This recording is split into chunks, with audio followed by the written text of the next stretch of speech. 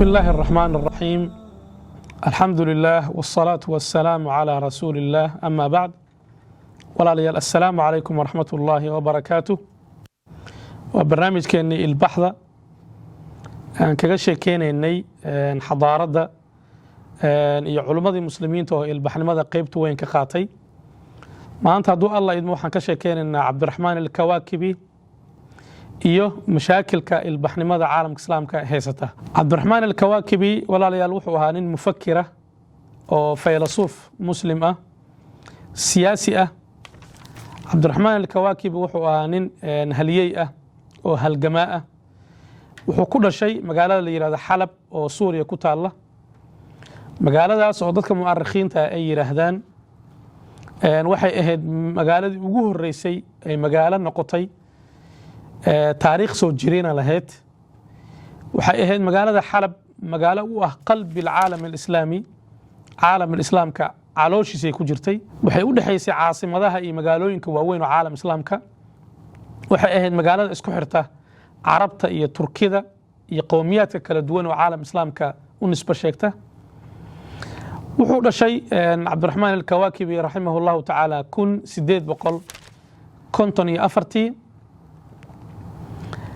wuxuuna ahaa nin ka soo jeeda caa'ilad shariif ah oo qoto dheer oo cilmi iyo siyaasad lagu yaqaan wuxuuna ahaa suldaankii ugu dambeeyay oo ashraafta nasabkiisuna wuxuu ku xiriiraa ilaa nabiga sallallahu alayhi wasallam caa'ilada cabdiraxmaan alkawaakibi caa'ilo waxay ahaayeen mar walba laga helayo qof halgamaa ah qof mujaahid ah qof thawra sameeyay ayuu ka soo jeeda cabdiraxmaan alkawaakibi xilli wuxuu noolaa cabdiraxmaan alkawaakibi ay taariikhda islaamka iyo xadaaradda islaamka ilbaxnimada islaamka ay gabaabsi ahayd xilli wuxuu noolaa khilaafada cuthmaaniyiinta ee markaa islaamka matalaysay gabaabsi ay ahayd waatayna dhacday khilaafada islaamka 1924 marka cusurtii ugu dambeysay ayuu ka noolaa cabdiraxmaan alkawaakibi wuxuu noolaa cabdiraxmaan alkawaakibi casriga loo yaqaano casri nahda ama alcasri alxadiith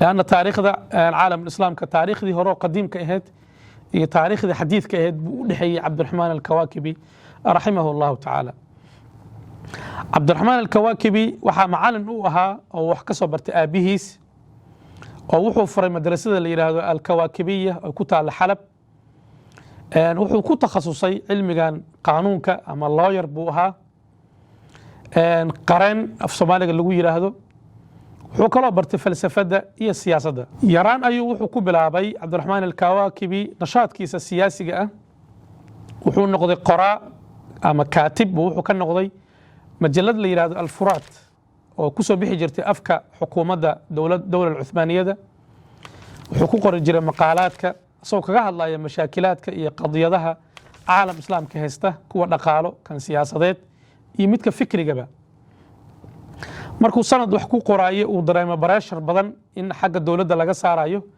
ayuu iska casilay markaas wuxuu asaasay joornaal loo bixiyay ama majallad loo bixiyay ash-shahbaa oo ku qori jiray afkaartiisa iyo maqaalaadkiisa markay socotay sanad muddo meelahaas ayaa laga xiray majalladii haddana wuxuu furay majallad kale oo la yiraahdo al-i'tidaal ayadan uu kaga hadlay maqaalaad badan uu ku qori jiray afkaartiisa iyo uu ku soo nashrin jiray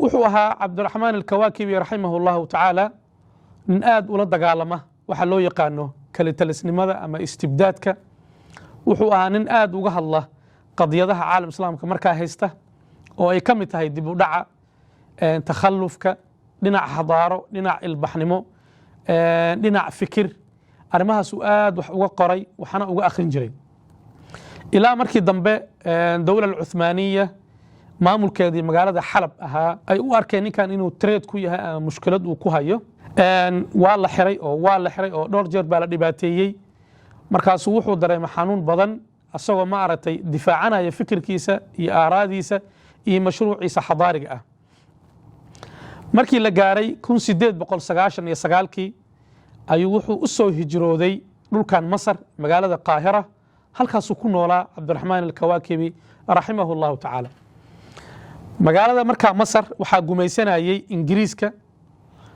ingiriiskuna waxay xorriyad siin jireen qof kasta oo markaas ka soo horjeeda alkhilaafa alcuthmaaniya ama ma aragtay ku haya ama fikirka ama loolan uu ka dhexeeyo xorriyad badan bay siin jireen. cabdiraxmaan alkawaakibi marka magaalada qaahira wuxuu ka helay munaakh ama jawi uu afkaartiisa iyo mashruuciisa kusoo bandhigi karo. intuu marka masar ku noolaa buu wuxuu qoray kutubtiisa kuwa ugu muhiimsan sida kitaabka uu bixiyey umulqura iyo kitaabka uu bixiyey طabaa'ic اlistibdaad wa masaaric alisticbaad. halkaa wuxuu ku soo bandhigay cabdiraxmaan alkawaakibi raximahu llahu tacaala mashruuciisa islaaxiga ah ama mashruuca fikriga ah uu xambaarsanaa ayuu kutubta ku soo bandhigay. kitaabka ugu horeeya uu bixiyey umulqura wuxuu kaga hadlay kitaabkaas mu'tamar ama shir khayaali ah ama asaga uu tasawurayo ama uu ku riyoonayo ama xilmi uu bixiyey mu'tamar xilmi ah. mu'tamarkaas marka asagaa sawiraya oo ka sheekeynaya. wuxuu yidhi mu'tamarku wuxuu ka dhacay magaalada maka almukarama. waxaa ka soo qaybgalaya 22 baaxith ama 22 mufakir oo waaweyn oo caalam islaamka daafihiisa ka kala yimid iyo asaga oo cabdiraxmaan alkawaakibi ah oo wuxuu u noqday kaatib ama qoraa ama note taker qofka loo yaqaan qofka qoraya qodobada iyo wixii lagu heshiiyey. shirkaas wuxuu yidhi wuxuu bilaabay maalin isniina 1316 hijriga. 22kaas baaxith baa waxay ka doodayaan oo ay ka niqaashayaan oo ay ka sheekaysanayaan mashaakilaadka caalam islaamka haysta, sababaha keenay in ummadda islaamka ay dib dhacaan. mashaakilaadkaas bay kaga doodayaan. kitaabkaasu marka wuxuu ku soo bandhigay 86 mushkilad oo caalam islaamka haysata oo keentay inuu caalam islaamku dib dhaco meesha reer galbeedku ay ka hormareen.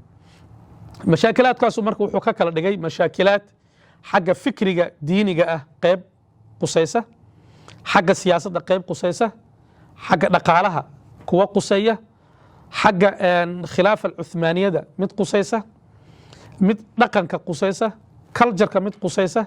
afkaartaas iyo mashaakilaadkaas 86 ah buu wuxuu kala geliyey khaanadaha meelahaasa. markaa isku soo duuduubtid wuxuu ku soo aruuriyey 3 qodob oo muhiima.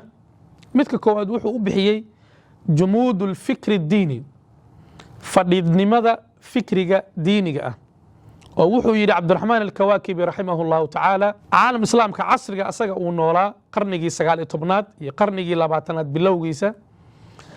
fikriga diiniga waxaa hormood u ahaa dadaanan culamo rabbaaniyiin ahayn, dadaanan akhyaar ahayn, dad fuqahaa u salaatiin oo ma aragtay salaatiinta iyo khulafada iyo ra'yigay qabaan u qaadaya. fikriga diiniga wuxuu ka gaabiyey in mashaakilaadka casriga uu ijtihaadaad ula yimaado, fiqiga waaqicaas maaragtay xallin karana inuu ka gaabiyey. midda labaadna wuxuu ka dhigay xukumka cuthmaaniyiinta oo uu yidhi xukumka cuthmaaniyiinta wuxuu nool yahay waqtigii gabaabsiga uu ahaa, fikir ama afkaar qadiimuhu weli ku jiray, dhaqaalo badan ma uusan haysanin. runtii khilaafa alcuthmaaniya waxay gaartay heer maaragta deyn badan lagu yeesho.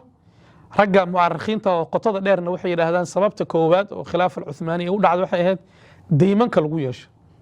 ilaa 8 bilyan oo dollar lacag lagu qiyaasa lacagta hadda maanta qiimaheedu ay tahay oo kale baa lagu yeeshay. waxaa kaloo ka mid ahaa sababaha ay u duntay inay aad u ballaaratay khilaafa alcuthmaaniya yurub ilaa iyo africa ilaa iyo asia ilaa iyo maaragtay ashiyada hoose ilaa iyo bariga intaasoo dhan bay ku fidsanayd.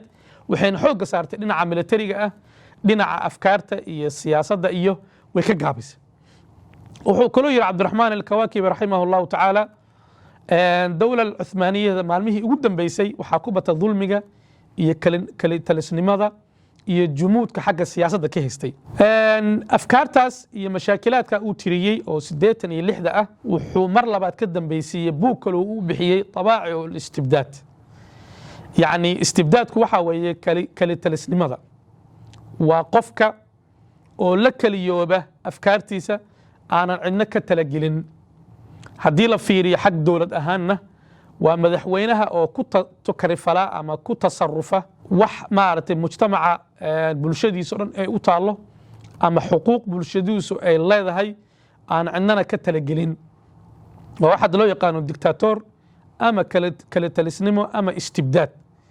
istibdaadkaas marka wuxuu yidhi ninkii ahaa cabdiraxmaan alkawaakibi raximahu llahu tacaala markuu qoraya buuggiisii ahaa طabaa'ic اlistibdaad 30 sano ayaan waxaan baxinayay oo istaadi ku samaynayay caalam islaamka dhaqamadiisa kala duwan, kaljaradiisa kala duwan, wadamadiisa kala duwan. waxaan ka eegay dhinac dhaqaalo, dhinac siyaasadeed, dhinac diini, dhinac dhaqan, dhinac akhlaaq. waxaan ogaaday buu yidhi mushkiladda koobaad ama cudurka koobaad oo caalam islaamka haya inuu yahay alistibdaad ama kalitalisnimo ama waxa uu u bixiyey alfasaad asiyaasi, yacni siyaasad xun, musuq maasuq siyaasadeed waxa la dhihi karo buu ku macneeyey. runtii cabdiraxmaan alkawaakibi raximah llahu tacaala wuxuu ahaa mawduuc maaragtay khaas ah ninkii ugu horreeyey oo ka hadlay casrigiisa. waayadii hore waxaa loo hadli jiray qaab caama, laakiin hal mushkilad specifically in laga doodo ninkii ugu horreeyey u ahaa oo kitaab ka qoray. طabaa'ic اlistibdaad marka waa buug mawsuuco ah aad iyo aad runtii u qiimo badan. wuxuu kaga sheekeynayaa kalitalisnimada iyo definitionkeeda iyo qeexideeda, meelaha ay gasho, dhinaca akhlaaqday gashaa buu yidhi, dhinaca siyaasadday gashaa, dhinaca maamulkay gashaa, siyaasadday gashaa, ijtimaaciyaadkay gashaa. wuxuuna yidhi kalitalisnimadu ama istibdaadku ama dictaatornimadu waa xanuun, wuxuu dhaawacaa ama uu gaaraa dhuuxa mujtamacaadka. mar haddii bulshadu uu ku dhaco kalitalisnimona waa meeshay u dhiman lahaayeen una baabi'i lahaayeen. wuxuuna yidhi caalam islaamka suu u dhan yahay kalitalisnimaa haysa. runtii waxay noqotay buuggaas uu ka qoray istibdaadka ama kalitalisnimada kitaabkii ugu horreeyey oo noocaasoo kaleta ah buu ahaa. buugga طabaa'ic istibdaadka ah runtii wuxuu noqday buug cabdiraxmaan alkawaakibi uu qoray, hal fikradna uu diiradda saaray, hal mushkilad oo caalamulislaamka haysana uu ku soo gunaanoday. markii hore oo buuggii umulqura ahaa uu kaga sheekeeyey 86 mushkiladood. 86daa mushkiladood wuxuu yidhi waa nataa'ij ama wuxuu yidhi waa acraad hal mushkilad ama hal cudur u ah asaas uu yahay oo ah kalitalisnimada. runtii wuxuu noqday buug caalam islaamka aad u gilgilay. buuggaasna wuxuu qoray 1901dii markay ahayd intii qaahira uu ku noolaa. kadib cabdiraxmaan alkawaakibi raximahu llahu tacaala socdaal dheer ayuu galay 1901dii. wuxuu aaday dhinacaasi africa, weliba east africa uu tagay. wuxuu soo maray soomaaliya, wuxuu soo maray etoobiya, wuxuu soo maray saltanadii harar, wuxuu soo maray jasiirat alcarab. kadib wuxuu tegey africa koonfurteeda, south africa dhinacaasuu tegey. wuu ka soo noqday kadib haddana wuxuu aaday caalam islaamka dhinaca eastiga, asia, indonesia soo maray, bakistan buu soo maray, jaaliyadaha muslimiintu ilaa china ku nool buu soo maray, ilaa iyo hindiya. 6 bilood ayuu ku qaadatay socdaalkaas runtii aadka u dheer. wuxuu ka qoray qoraallo iyo buxuuth iyo aragtiyo uu buug iskugu geeyey, inkastoo buuggii marka dambe uu dayacmay. laakiin ragga mu'arikhiinta waxay leeyihiin buuggaas dadka muslimiinta ilaa hadda lama hayo. cabdiraxmaan alkawaakibi wuxuu ku geeriyooday qaahira oo runtii markuu yimid aad looga soo dhoweeyey. qitcat ardi baa laga siiyey ama dhul, sida hadda ay ka sheekaysay gabadha uu awowaha u yahay ee masar ku nool iyo wiilku asaga awowaha u yahay oo turkiga ku nool, cabdisalaan la yidhaahdo. isla dhulkaasaa marka lagu aasay markuu dhintay. dad badan oo muslimiin oo lagu qiyaasaya 200,000 iyo wax ka badan ayaa tashiiciyey oo ka qayb qaatay janaasadiisa. markii la aasayna waxaa u baroro diiqay oo gabay u akhriyey ama ritha sida loo yaqaano shaacirka weynaa xaafid ibraahim shaaricu niilayn ama niilka loo yaqaano. qabrigiisa marka waxaa lagu qoray 2 beyt uu xaafid ibraahim kaga sheekeynaya ama uu ugu baroro diiqayo cabdiraxmaan alkawaakibi. waa meesha uu yidhi هنا رجل الدنيا وهنا مهبط التقى وهنا خير مظلوم وهنا خير كاتب قفوا وقرأوا أم الكتاب وسلموا عليه فهذا القبر قبر الكواكب. إلهي سبحانه وتعالى هو نحرس عبد الرحمن الكواكبي نوحوا أها فكر كيسا وقت بدن قليي آدي جهد كيسي ددال كيسي مشروع كيسا إصلاح بودا قليي la dagaalanka kalitalisnimada, la dagaalanka istibdaadka, la dagaalanka dictaatoriyadda wuxuuna yidhi cabdiraxmaan alkawaakibi raximahu llahu tacaala fikirkiisa mashruuciga oo islaaxigana uu ku soo bandhigay ummad walba oo la dagaalamaysa istibdaadka ama kala telisnimada waxaa loo baahan yahay marka hore mujtamacaasu inuu dareemo xanuunka uu leeyahay kala telisnimada. kadib waxaa loo baahan yahay mujtamacaasu inuu kala telisnimada ula dagaalamo qaab tadriiji ah oo tilaabo tilaabo ah, qaab fiicanna uu ula dagaalamo qofka maaragtay kala telisnimada ah xabad aan loo qaadanin. wuxuu kaloo ku taliyay cabdiraxmaan alkawaakibi raximahullah ummaduhu markay la dagaalamayaan kala telisnimada ama nidaamka dictaatoorka ah waa in marka hore ay sii diyaariyaan nidaam bedela nidaamka markaa jooga. runtii hadalkaas waa hadal aad u qiimo badan.